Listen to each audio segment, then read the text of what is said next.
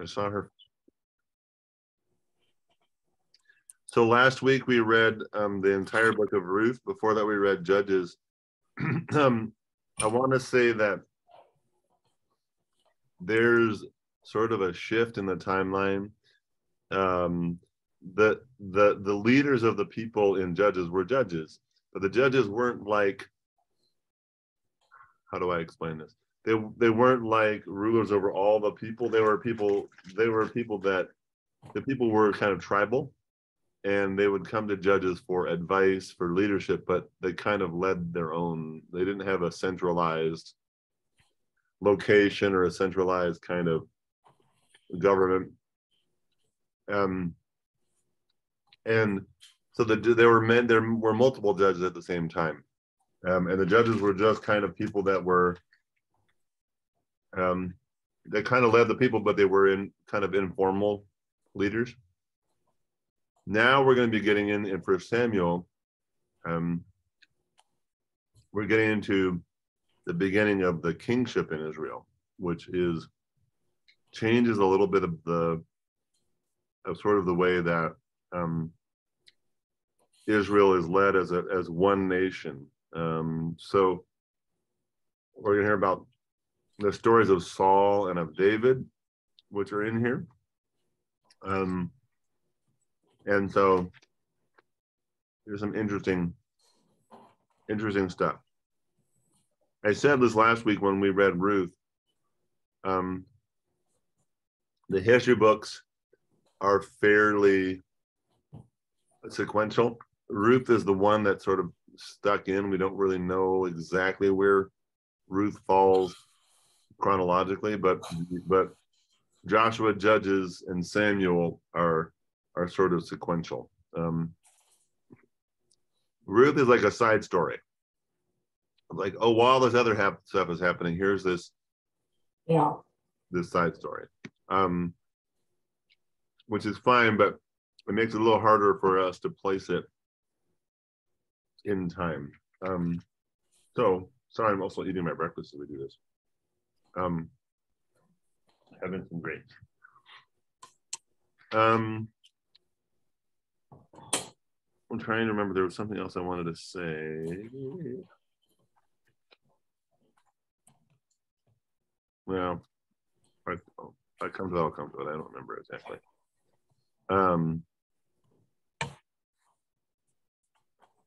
Right.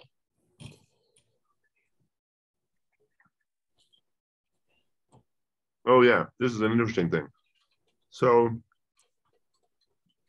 we don't have any original texts of any books of the Bible in terms of the very earliest form, but we have some fairly early texts, especially New Testament text. Samuel is a really interesting one, that the earliest text that they have is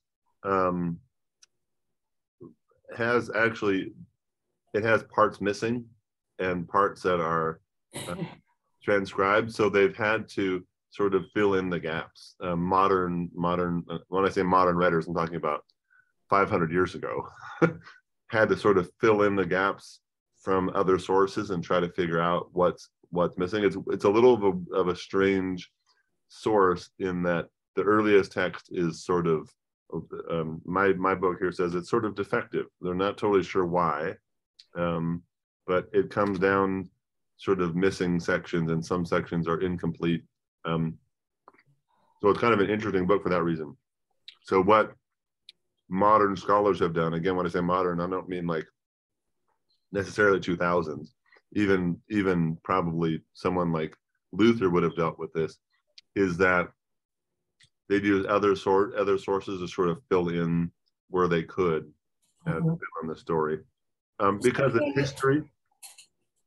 history, it sort of helps. You know, they kind of know who was king when and things like that. So it's an interesting, you know, there are some texts we just have a tiny fragment of the text, the earliest text. So I forget if it's the Gospel of John or the Gospel of Mark. One of those, the earliest known text is like this big and only has a few words on it, but they figured out what text it's from this little tiny slip of paper. But this isn't that bad.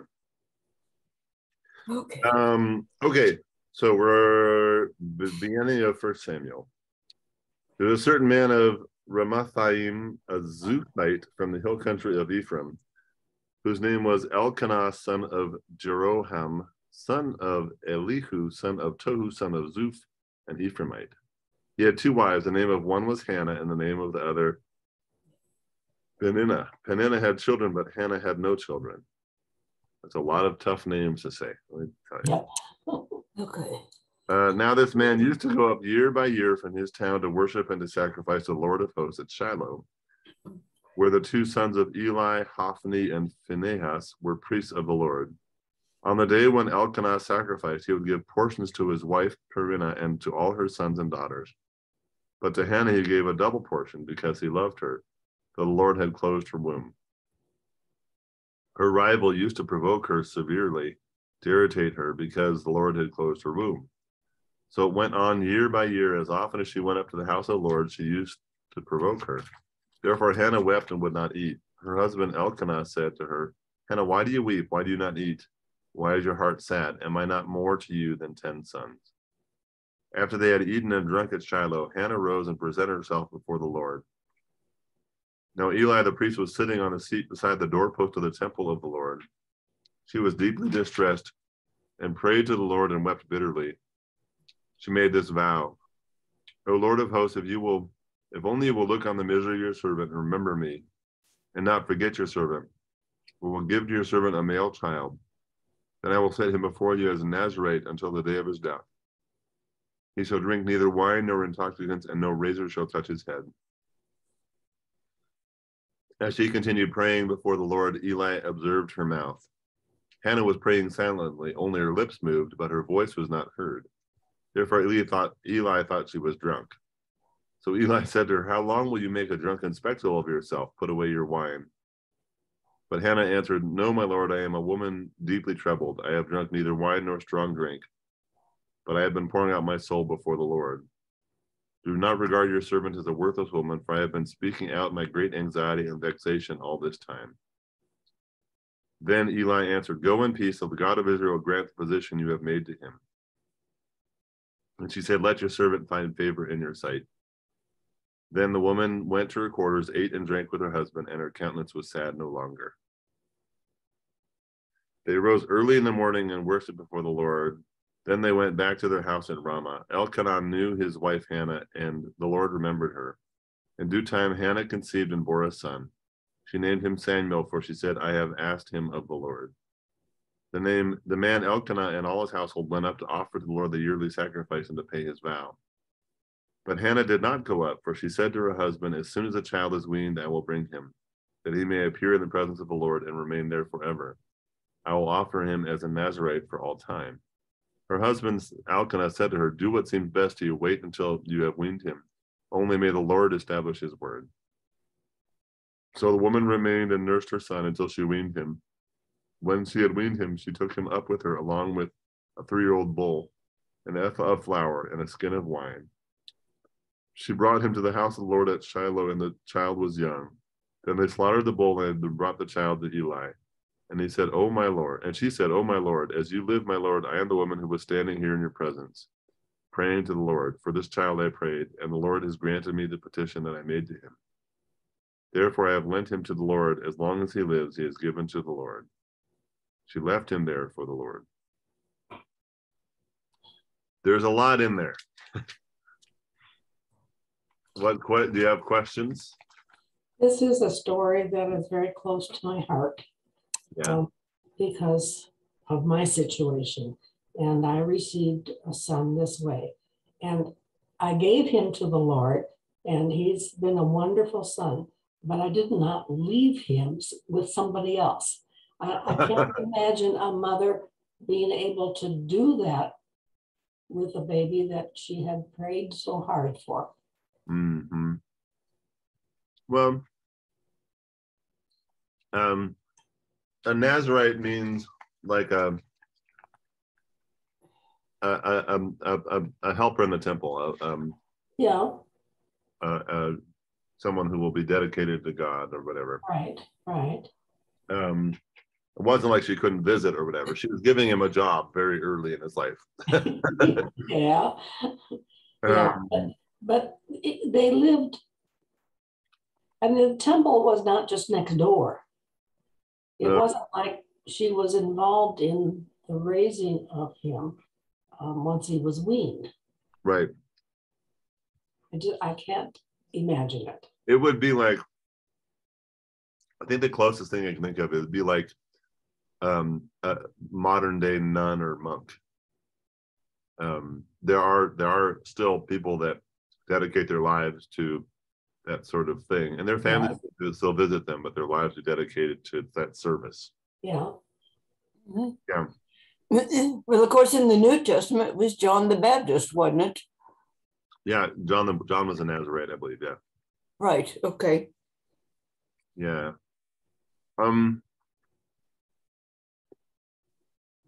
It's very interesting that you notice at the beginning, near the beginning, where it says they sacrifice the Lord, but the meat would also be, because they sacrifice animals. Yeah. Some meat would be taken by the priest, and then some was still available. So the sacrifice was made, but they could still take the carcass. So they talked about the parts of that blessed sacrifice would be given to the family. Yeah. Yeah, I mean, I think the thing that I keep coming up with the story is how even in today's medicine, it's still very hard to have a child. Mm-hmm. You know, I just read recently that 1 in 3 pregnancies ends in that we know of, in a miscarriage of some sort. 1 in 3.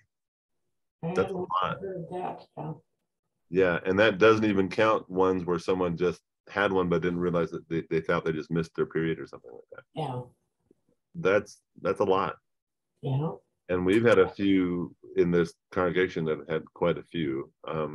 And Bailey lost a baby at full term. Oh, that'd be very hard too. Yeah. So imagine back then, right? When they have all the modern medicine, how many, how many, we historically know of families that had 10 children. Well, the thing was they didn't stop making children because you didn't know if they were going to survive to birth, but you didn't know if they were going to survive their childhood. Yeah. So there's a reason they kept having kids. Yeah. So you're right. It makes it even harder that she's clearly, her whole life she's sad, and she finally is blessed with a child. Was to give the child to God. Yeah. To be a hard decision. Mm-hmm.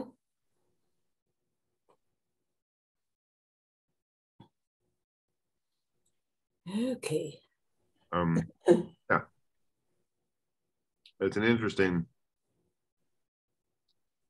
I mean, I think partly it sets up this idea that Samuel was, before his very birth, he was destined to serve God. Yeah. Mm-hmm. Which is kind of neat. Hannah's prayer. Hannah prayed and said, my heart exults in the Lord, my strength is exalted in my God. My mouth derides my enemies because I rejoice in my victory. There is no holy one like the Lord, no one besides you. There is no rock like our God. Talk no more so very proudly. Let no arrogance come from your mouth. For the Lord is a God of knowledge, and by him actions are weighed. The bows of the mighty are broken, but the feeble gird on strength. Those who were full have hired themselves out for bread, but those who are hungry are fat with spoil. The barren has borne 7, but she who has many children is forlorn. The Lord kills and brings to life. He brings down to Sheol and raises up. The Lord makes poor and makes rich. He brings low, he also exalts. He raises up the poor from the dust. He lifts the needy from the ash heap, to make them sit with princes and inherit a seat of honor. For the pillars of the earth are the Lord's, and on them he has set the world. He will guard the feet of his faithful one, but the wicked shall be cut off in darkness. For not by might does one prevail. The Lord, his adversary, shall be shattered. The Most High will thunder in heaven. The Lord will judge the ends of the earth. He will give strength to his king and exalt the power of his anointed. There was one line in there that I thought was interesting. For not by might does one prevail. I love that line. Which verse is that? The end of verse 9. Okay. For not by might does one prevail. That's a lovely thought. Yeah. Yeah. The NIV reads it a little bit differently. What is that?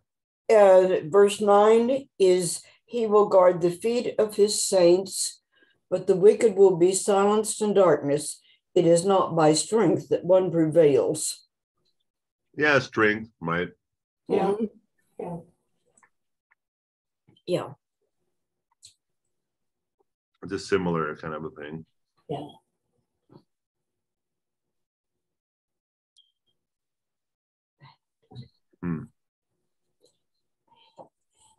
It's actually the section. So I mentioned there were parts missing from the original text. My Bible says verses 8 through 10 is much longer in the Septuagint, which is another source, and in the Samuel scroll, both of which spend a long passage equivalent to the Greek version of Jeremiah in chapter 9. So it might be one of those sections that there was more there originally, but we don't know. Yeah.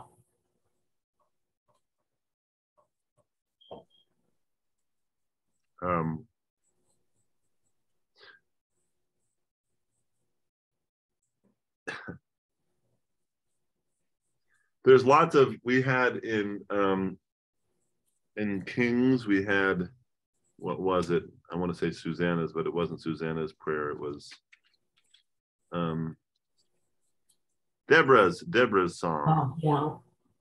And it's interesting that all throughout Scripture you have these little sort of asides, these songs, these prayers.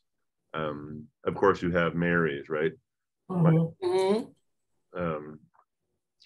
Mary's which is beautiful, right? Yes. It shows that it's sort of a literary common literary device. It's sort of like an aside. Okay, now we see the reaction via a prayer or a song of whatever just happened. It happens a lot in Scripture. Mm-hmm. Especially when you have a narrative thing like this. You have a narrative, you have a story that's going on, and then there's a response to the story. I might have to go and let someone in. Give me 1 second. Yeah, I do. Give me 1 second. I'll be right back.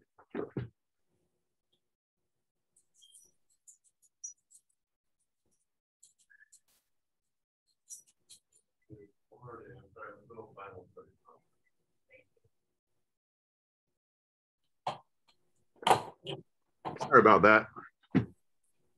Catherine, our pianist for Sunday, is here. Oh, good. I'm pulling double duty on something since Sandy is sick. Yeah. So then the next section, Eli's wicked sons. I find this slightly, I don't know, humorous in a way. Then Elkanah went home to Ramah, while the boy remained to minister to the Lord in the presence of the priest Eli. Now the sons of Eli were scoundrels. They had no regard to the Lord or for the duties of the priests of the people. They sound like I'm just going to say this for Judy's benefit. PKs, Yeah. because Yeah. Eli is a priest, right? And so Yeah. Eli's children, who Yeah. the PKs, pastors' kids, they You were can always scoundrels with no tell. regard for the Lord. Yeah. Well, I had some that were that way and some that have a lot of regard. I maybe PKs it's overdone, but I've known some that were like, wow, Uh-huh. Yep. You're like go the opposite direction because your father is a pastor. Yeah. Yeah. They had no regard for the Lord or for the duties of the priest of the people. When anyone offered sacrifice, the priest's servant would come while the meat was boiling with a three-pronged fork in his hand, and he would thrust it into the pan or kettle or cauldron or pot. All of the fork brought up, the priest would take for himself. This is what they did at Shiloh to all the Israelites who came there. Moreover, before the fat was burned, the priest's servant would come and say to the one who was sacrificing, give meat for the priest to roast, for we would not accept boiled meat from you, but only raw. And if the man said to him, let them burn the fat first, and then take whatever you wish, he would say, no, you must give it now. If not, I will take it by force. Thus the sin of the young man was very great in the sight of the Lord, for they treated the offerings of the Lord with contempt. So they would take extra meat from the sacrifice, Yeah. which they weren't supposed to do, and they've threatened people to give it to them. They were really PKs. I tell you.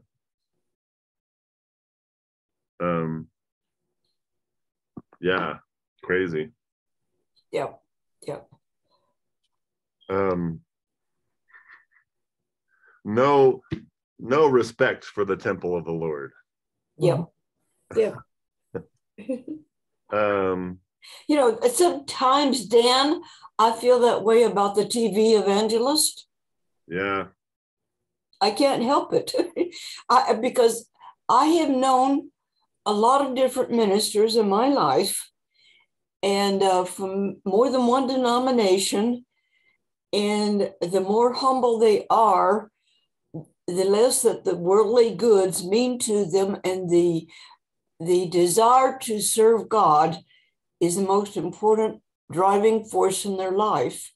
Yeah. And so that makes a difference to me from what I hear on some of these people on TV in comparison to the ones that I have known as a child and young adult. Right.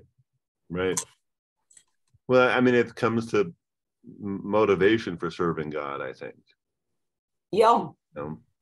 I never question anybody's call, but if your call is to benefit from this, if that seems like a weird motivation. Yeah. Yeah.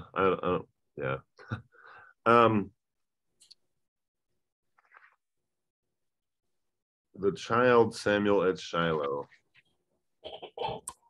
Samuel was ministering before the Lord, a boy wearing a linen ephod. His mother used to make for him a little robe and take it to him each year when she went up with her husband to offer the yearly sacrifice. Then Eli would bless Elkanah and his wife and say, may the Lord repay you with children by this woman for the gift she made to the Lord. And then they would return to their home. And the Lord took note of Hannah. She conceived and bore 3 sons and 2 daughters. And the boy Samuel grew up in the presence of the Lord. So they end up having children anyway. Yeah. But it sort of implies that only because of the blessing, for she made the little garments for Samuel, and the blessing from Eli helped. This next section is one we actually hear in a lectionary, so that's kind of interesting. Part of it we hear anyway. Mm-hmm. Now Eli was very old. He heard all that his sons were doing to all Israel, and how they lay with the women who served at the entrance of the tent of the meeting. He said to them, why do you do such things? For I hear of your evil dealings from all these people. No, my sons, it is not a good report that I hear of the people of the Lord spreading abroad. If one person sins against another, someone can intercede for the sinner with the Lord. But if someone sins against the Lord, who can make intercession? But they would not listen to the voice of their father. for it was the will of the Lord to kill them. Now the boy Samuel continued to grow both in stature and in favor with the Lord and with the people. A man of God came to Eli and said to him, "Thus the Lord has said, I revealed myself to the family of your ancestor in Egypt, when they were slaves to the house of Pharaoh. I chose him out of all the tribes of Israel to be my priest, to go up to my altar to offer incense, to wear an ephod before me, and I gave to the family of your ancestor all my offerings by fire from the people of Israel. Why then look with greedy eye at my sacrifices and my offerings that I commanded, and honor your sons more than me by fattening yourselves on the choicest parts of every offering of my people Israel? Therefore the Lord, the God of Israel, declares, I promise that your God and the family of your ancestors should go in and out before me forever. But now the Lord declares, far be it from me, for those who honor me I will honor, and those who despise me shall be treated with contempt. See, a time is coming when I will cut off your strength and the strength of your ancestors' family, so that no one in your family will live to old age. Then in distress you will look with greedy eye on all the prosperity that shall be bestowed upon Israel, and no one in your family shall live to old age. The only one of you whom I shall not cut off from my altar shall be spared to weep out his eyes and grieve his heart. All the members of your household shall die by the sword. The fate of your two sons, Hophni and Phinehas, shall be the sign to you. Both of them shall die on the same day. I will raise up for myself a faithful priest, who shall do according to what is in my heart and in my mind. I will build him a sure house, and he shall go in and out before my anointed one forever. Everyone who is left in your family shall come to implore him for a piece of silver or a loaf of bread, and shall say, please put me in one of the priest's places, that I may eat a morsel of bread. So we've already heard about the children being sort of not good. They live in the temple, essentially. They live at the church, and they're taking advantage of people. And it's interesting. It says a man of God. It doesn't say who. It's almost like an angel or a prophet or something comes to tell Eli separately that your family is going to be cursed for treating the temple and the people this way. Yeah. Yeah.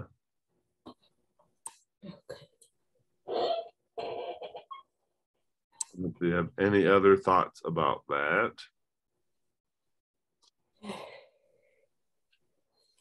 Prophesying that they'll die by the sword is an interesting thing.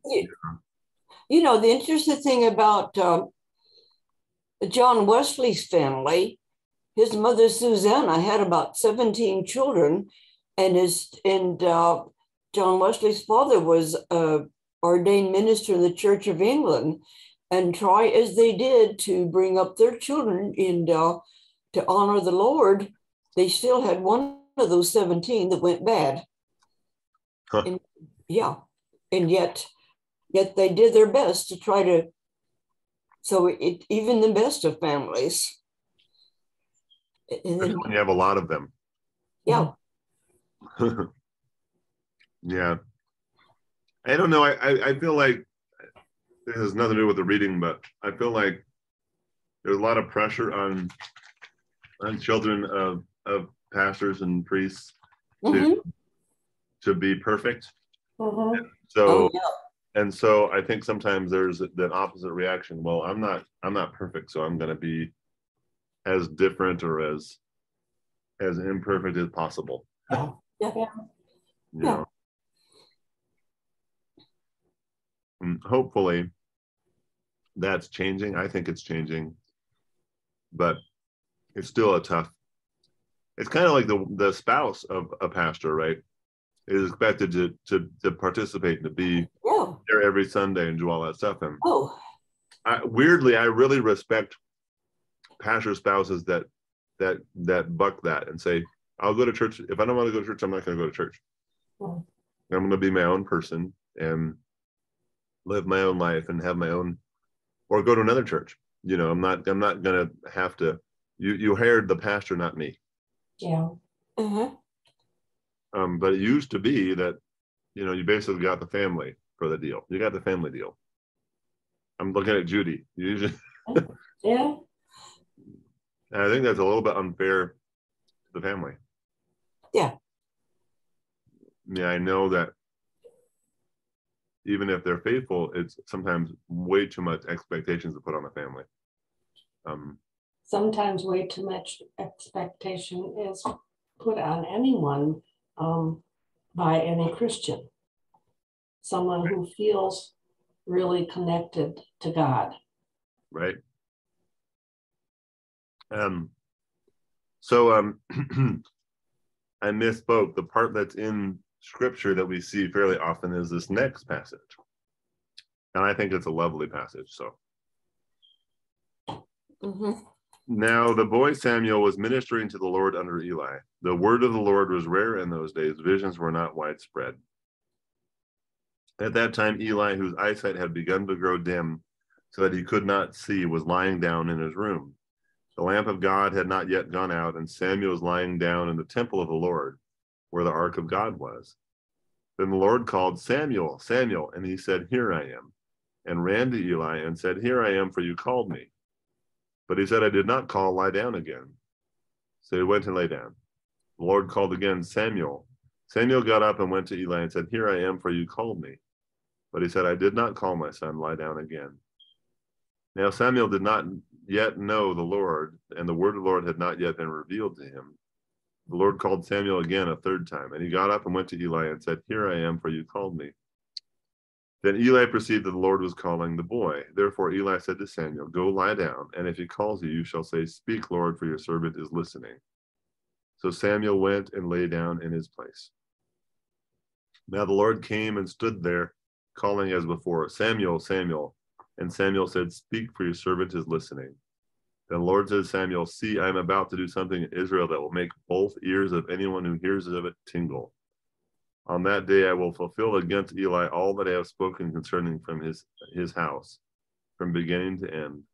For I have told him that I am about to punish his house forever for the iniquity that he knew, because his sons were blaspheming God, and he did not restrain them. Therefore I swear to the house of Eli that the iniquity of Eli's house shall not be expiated by sacrifice or offering forever. Samuel lay there until morning, then he opened the doors of the house of the Lord. Samuel was afraid to tell the vision to Eli, but Eli called Samuel and said, Samuel, my son. He said, Here I am. Eli said, What was it that he told you? Do not hide it from me. May God do so to you and more also if you hide anything from me of all that he told you. So Samuel told him everything and hid nothing from him. Then he said, It is the Lord. Let him do what seems good to him. As Samuel grew up, the Lord was with him, and let none of his words fall to the ground. And all Israel from Dan to Beersheba knew that Samuel was a trustworthy prophet of the Lord. The Lord continued to appear at Shiloh, for the Lord revealed himself to Samuel at Shiloh by the word of the Lord. And the word of Samuel came to all Israel. Wow. I love that. Here I am. Called me. Yep. His own, faithfulness, his own, not to Eli is what I'm talking about. I mean, yes, to God too, but that he would jump up, Yeah. and be ready to serve. Yes. But what a heavy weight to be said. The message is, oh, by the way, the person who is like a father to you is going to be punished, and you get to have this. You get to hold this weight. Yeah. Yeah. That's tough. Yes.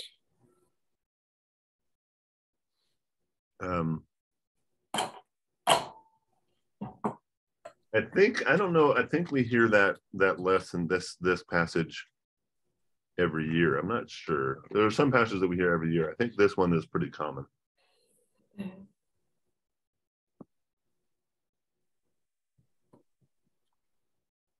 Not only did his mother dedicate him to the temple before his birth, but it says in this section that God wasn't speaking directly to people very much, and yet God spoke directly to Samuel.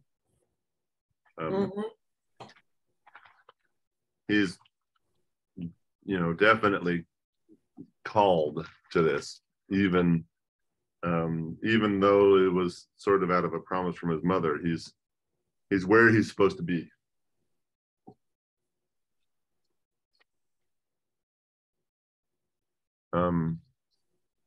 We can continue on a little bit, I guess. I just love that passage. Here I am, for you called me. Yes. Yep. And that's something that not too many of us hear. The question is, do I hear God calling me? I don't know. Well, I think sometimes we wish, at least I wish, I think God talks to us all the time. I just think we don't always understand the message. Yeah. I have a sort of definitely a prayer, but also kind of a joke. I said, Moses had a burning bush. I want a burning bush. Just once. Yeah. I want a burning bush with a voice that come out of it to say exactly what God wants. Yeah. Just once. Yeah. And then the question is, if I do have a burning bush, am I going to follow it?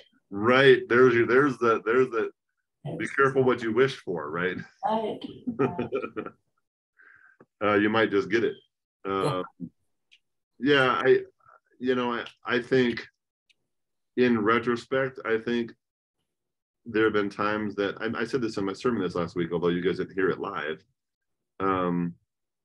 Times when I had two paths to choose, and I sometimes chose the one that wasn't necessarily what I wanted, but what I felt kind of called to go to, even if it wasn't my personal first choice. And there were times that happened that I think, well, that was me.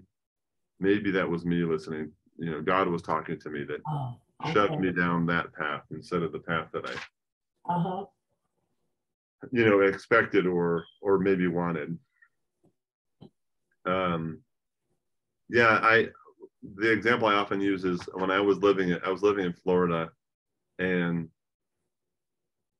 I had always said that I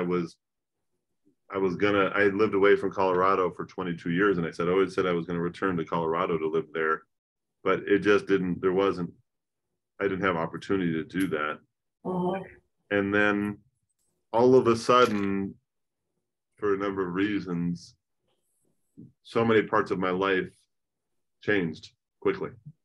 And I realized that I was in this position where I could pack up and leave and move to Colorado. And then I spent a lot of time does it make sense to just move? I mean, I have a good job. I have these friendships. I've been here 14 years. Yeah. What, am I crazy? Does it? And it turned out that I moved at the right time and in the right way into the right place. But it was a tough decision to make. Yeah, I hear you. And I think we have those times, and sometimes it feels like, in that case, I felt like the Spirit was like paving the way, like neon signs going, go this way, and I was kind of like, oh, it sounds like fun, but I just don't know. Yeah. I was hesitant. I made a list of all the reasons to stay and all the reasons to go. And there was as many things. They were a pretty even list in terms of the number of things. Being close to my family. At that time, my niece was almost 5, and I hadn't really been in her life much, and I could be in her life more was a big thing. And had I not gone, I definitely would not have gone to seminary, at least when I went to seminary. And that would have changed a lot of my path. Yeah. I couldn't get a teaching job, and within 2 years I was starting seminary. So, I think sometimes the path is there for a reason we don't always know. Yeah. But yeah, I going back to your original question, I think I think God's always talking to us. I'm just not sure that we always understand the language. Right. Right. You know, even I joke about this, but even my coming to Roswell, I say sometimes it felt like at the time it felt like it was kicking and screaming. You know, I told the call committee no twice, and I still ended up here, and it felt like this is where I'm supposed to be, even if it's not my first choice. And now I love that I'm here, and I think I'm called here. But when I first came, I was like, well, this it was like I was resisting the call. But God was definitely saying, this is where you're supposed to be. Yeah. Yep. So yeah, I mean, I think God's always talking to us. I just think we don't hear very well. Yeah, that's true. Yes. And not even on just big life decisions, but even it's little things, you know. Yeah. Sometimes it's the little things that make the biggest difference. Yeah. Yep. Well, we're going to continue on a little bit more, at least the end of chapter 4. Okay. It is 10:50, so we started a little late. In those days, the Philistines mustered for war against Israel, and Israel went out to battle against them.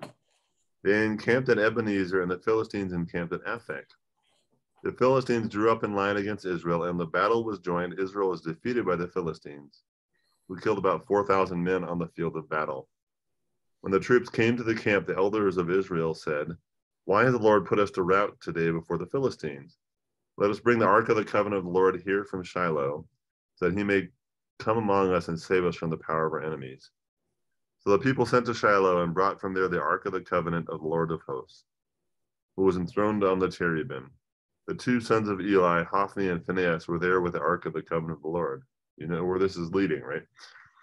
Remember, they're going to die by the sword in the same day. When the ark of the covenant of the Lord came into the camp, all Israel gave a mighty shout, so that the earth resounded. When the Philistines heard the noise of the shouting, they said, "What does this great shouting in the camp of the Hebrews mean?" When they learned that the ark of the Lord had come to the camp, the Philistines were afraid, for they said, "Gods have come into the camp." They also said, "Woe to us, for nothing like this has happened before. Woe to us. Who can deliver us from the power of these mighty gods? These are the gods who struck the Egyptians with every sort of plague in the wilderness. Take courage and be men, O Philistines, in order not to become slaves to the Hebrews as they have been to you. Be men and fight." So the Philistines fought. Israel was defeated, and they fled, everyone to his home. There was a very great slaughter, for there fell of Israel 30,000 foot soldiers. And the ark of God was captured, and the two sons of Eli, Hophni and Phinehas, died. Yeah.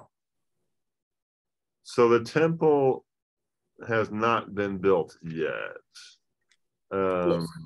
because the temple will be built much later. But there is still not the temple in Jerusalem. Once the temple is built in Jerusalem, the ark doesn't leave there. It's interesting that when the temple is destroyed in 586, much later than this, obviously, there's no comment about what happened to the ark. Did the ark get taken to Babylon? Did the ark stay in the temple? Did the ark, there's no mention of the ark after that, which is really kind of interesting. The ark was the centerpiece of the temple. Even though no one ever saw it, it was in the most innermost room. I'm always curious about that. Like when the temple fell and they rebuilt the temple, did they put the ark back in it? I don't remember. Yeah. And we still don't know what happened to the ark, even though there's a tribe in Africa that says they have it. In Ethiopia, yeah. Yeah. In a church in Ethiopia, yeah. And nobody's allowed to go in and see it. Only one person. And he won't let anybody else in. So who knows? Yeah. A man of Benjamin ran from the battle line and came to Shiloh the same day, with his clothes torn and with earth upon his head. When he arrived, Eli was sitting upon his seat by the road watching, for his heart trembled for the ark of the Lord, ark of God. When the man came into the city and told the news, all the city cried out. When Eli heard the sound of the outcry, he said, "What is this uproar?" Then the man came quickly and told Eli. Now Eli was 98 years old, and his eyes were set so that he could not see. The man said to Eli, "I have just come from the battle. I have fled from the battle today." He said, "How did it go, my son?" The messenger replied, "Israel has fled before the Philistines, and there has also been a great slaughter among the troops. Your two sons also, Hophni and Phinehas, are dead, and the ark of God has been captured." When he mentioned the ark of God, Eli fell over backward from his seat by the side of the gate, and his neck was broken, and he died. For he was an old man and heavy. He had judged Israel 40 years. Now his daughter-in-law, the wife of Phinehas, was pregnant, about to give birth. When she heard the news that the ark of God was captured and that her father-in-law and her husband were dead, she bowed and gave birth, for her labor pains overwhelmed her. As she was about to die, the women attending her said to her, "Do not be afraid, for you have borne a son." But she did not answer or give heed. She named the child Ichabod, meaning the glory has departed from Israel, because the ark of God had been captured and because of her father-in-law and her husband. She said, "The glory has departed from Israel, for the ark of God has been captured." Wow. Yep. Kind of a negative story. A low point in the history of Israel, for sure. Yeah. Remember too, the Philistines are one of a couple nations of people that were never routed out of the land. So they're not this isn't a foreign invader. These are people that are in the land, have been sharing land with the Israelites for some time, Yeah. but are not Israelites, are not Hebrew people. And the Philistines, see if this sounds, the Philistines are Palestinians. That's where that name came from. So they're still fighting that battle today. Yes. Yes. So yeah, it's so the Ark of the Covenant is captured. It's interesting that the whole, I mean, I hesitate to show that I'm a child of the 80s, that I was in high school and middle school in the 80s, but you know, that Raiders of the Lost Ark, the Indiana Jones movie, there's some real interesting, I think there's some real significance about the Ark in that. I mean, I'm not going to say that's a historical piece, but at the same time, the way that the Jewish people's faith was sort of organized was around the Ark. The Ark was the center of their faith, and so for that reason, they made it holy. They literally believed. They called it the seat of God, meaning it was where God resided. Yeah. And so for the ark to be taken is like their whole belief system is taken. Because the ark couldn't be taken because it's God. God can't be kidnapped. Right? They believed that they could not be defeated because God was on their side. And then they were defeated time and time again, right? But the ark itself to be kidnapped is such a big blow to the people. I mean, when I say this moment in the history of the people is for sure top 5 or bottom 5 worst moments for the history of people, when the ark is not in their possession, along with the destruction of the temple and a few other times. But this is a pretty low moment for the people. And that's where we'll leave it for the day. Okay. Yeah. Something like leaving on a positive note, huh? Yeah, I want. Yeah. And I think it's a warning to us too that a particular place or a particular object should never be paramount in our faith and our relationship with God. I agree, but you know how much I struggled with people when we were worshiping in the parking lot. Yeah. Yeah, because the church was there and we went. Because they wanted to be in the building, the physical place, right? We True. do the same kind of thing, you know, Sure. today. Because we're still people. Right. Yeah. Right. Well, thank you both very much. It's Thank you. wonderful to see you. All right. I feel like I see Betty Lou every day lately. That's not a bad thing.